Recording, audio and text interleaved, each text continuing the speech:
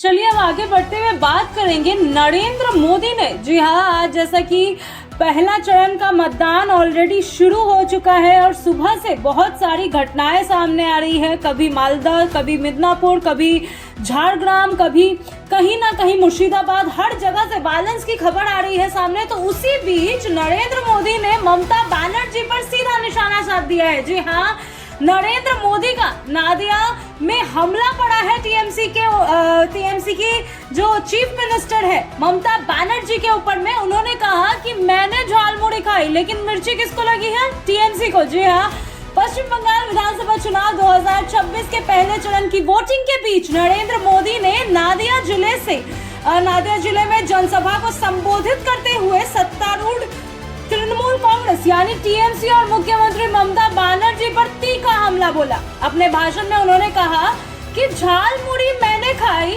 लेकिन मिर्ची टीएमसी वालों को लग गई, जिससे चुनावी माहौल और गर्म हो गया है। प्रधानमंत्री मोदी ने दावा किया है कि 4 मई को चुनाव परिणाम आने के बाद पश्चिम बंगाल में बीजेपी की जीत तय है। उन्होंने कहा कि उस दिन राज्य में जीत का जश्न मनाया जाएगा, मिठाइयां बांटी जाएगी और झालमुड़ी भी वितरित की जाएगी। जी हाँ, उन्होंने बहुत बड़ी चीज कह दी है। उन्होंने व्यंग्यात्मक अंदाज में कहा कि झालमुड़ी ने भी कुछ लोगों को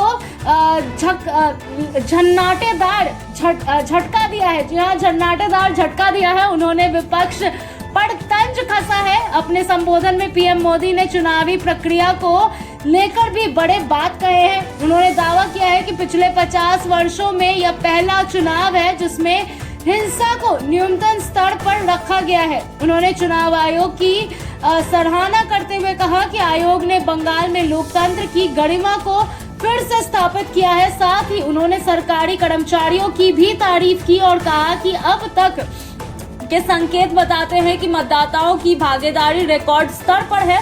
कृष्णनगर में अपनी दूसरी संबोधन में प्रधानमंत्री ने आरोप लगाया कि बंगाल के विभिन्न वर्ग जैसे कि सरकारी कर्मचारी, डॉक्टर, वकील, शिक्षक टीएमसी के डर से बाहर निकलकर मतदान कर रहे हैं। जी हाँ, टीएमसी के डर से बाहर निकलकर मतदान कर रहे हैं। बहुत बड़ी चीज कर दी है प्रधानमंत्री मोदी ने। उन्होंने कहा कि रिक्शा चालक, टैक्सी चालक और आम लोग सिंडिकेट राज से मुक्ति पाने के लिए वोट डाल रहे हैं, जबकि पुलिस भी अब जनता की सेवा के लिए मतदान कर रही है। इस दौरान प्रधानमंत्री ने महिलाओं के लिए 10 बड़ी गारंटियों का भी ऐलान किया है, जो चुनावी अभियान का अहम हिस्सा बन गई है। उन्होंने कहा कि भाजपा सरकार बनने पर महिलाओं की सुरक्षा को प्राथमिकता दी जाएगी और अत्याचार करने वालों को सख्त सजा दी जाएगी। जी, इससे पहले जब प्रमाण पत्र रखा गया था अमित शाह की तरफ से, जो घोषणा पत्र उन्होंने 15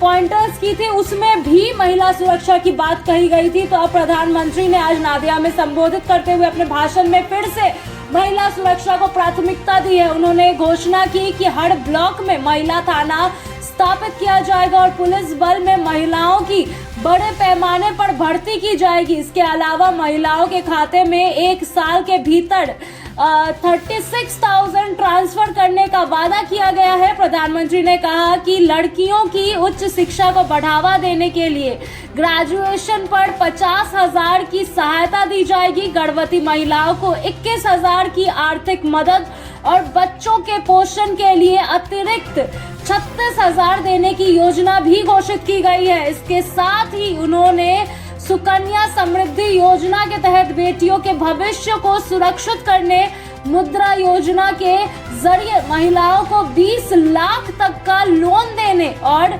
लखपति दीदी योजना के माध्यम से लाखों महिलाओं को आर्थिक रूप से सशक्त बनाने का वादा किया है। कुल मिलाकर अगर हम बात करें तो प्रधानमंत्री मोदी ने अपने यह भाषण पश्चिम बंगाल चुनाव 2026 के पहले चरण में बीजेपी के आक्रामक अभियान को दर्शाता है। एक और उन्होंने टीएमसी पर तीखा हमला किया, तो दूसरी ओर महिलाओं और आम जनता के लिए कई वादों के जरिए मतदाताओं को आकर्षित करने की कोशिश की।